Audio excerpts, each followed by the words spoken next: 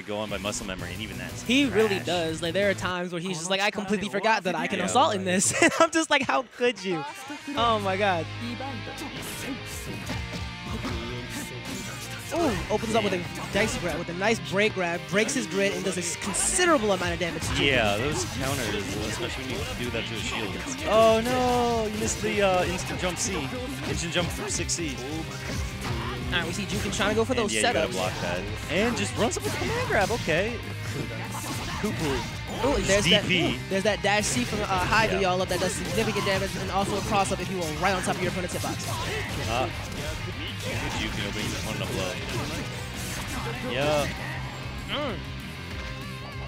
Well, Jyuuken7 is definitely getting up there for tournament play for after this play that I just saw tonight.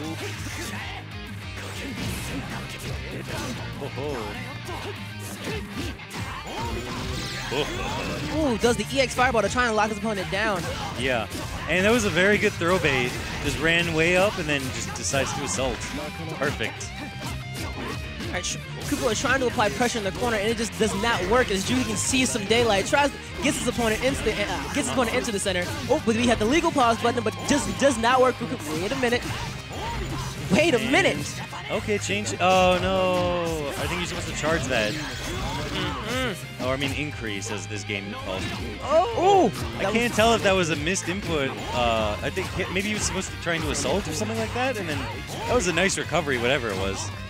We're seeing some amazing defense from Jyuuken as he's getting pressure in the corner, but unfortunately gets opened up by that surprise grab from Kupu. What was really great is that Kupu was trying to throw bait him, and Jyuuken was just not biting. So Kupu says, "Fine, you don't wanna bite? I'm gonna run up and really throw you then." Yup. Oh no! That's it then. Completely whiffs the DP, but Jyuuken drops the combo, but it doesn't matter because he's still able to salvage the rest of this and brings home that first match 1-0 Jyuuken. Womp womp. Oh, there were definitely some scary moments that I saw in this entire match that almost had me second guess my earlier comment of saying that Jyuuken7 was ready for tournament play, but he was able to bring it back. Yeah. Who knows? Maybe final rounds got him in the mood to actually practice it. He's like, sure, everyone else is out of town, whatever. I don't have to deal with the big fish.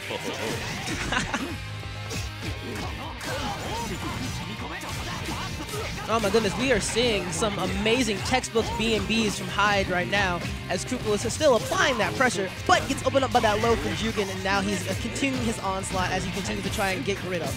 Yeah, one of the things that you have to keep in mind while fighting Seth is you can see them most of the time when Jyuuken puts those little orbs on screen. Those have a certain delay. I think it's something like 3 to 5 seconds real time. Yeah, those orbs. You have to keep in mind that unless you actually get a real hit onto Seth, those are going to come out. So no matter what, even if he pushes you halfway across the screen, you have to still remember, hey, there's an orb coming out, and you know their tracking isn't the best.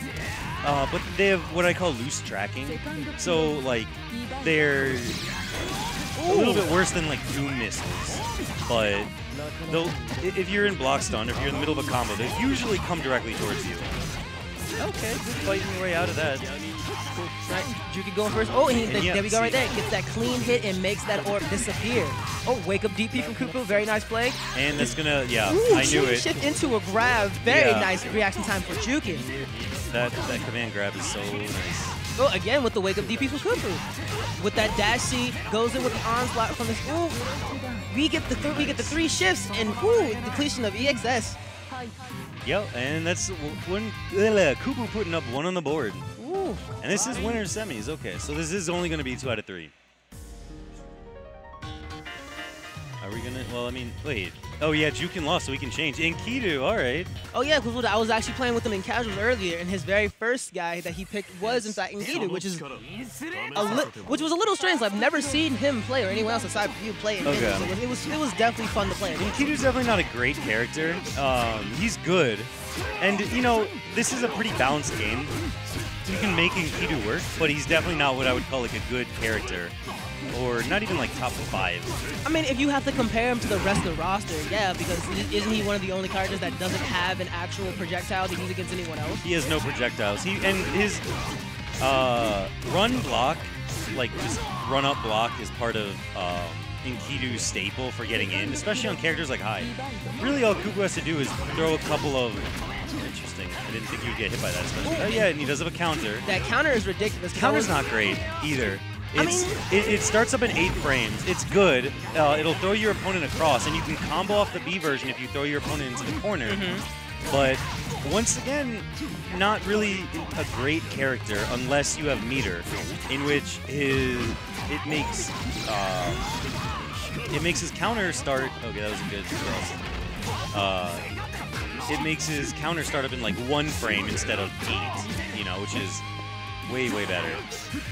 Unless you read something, you're not really gonna use it. Oh, try to go for the chain shift, but I really thought he was gonna actually like go for an attack, but I guess he didn't have enough confidence. Up, and now we have the start up for Jyuuken right now. I've definitely seen this combo a few times over and over as he gets his opponent into the corner.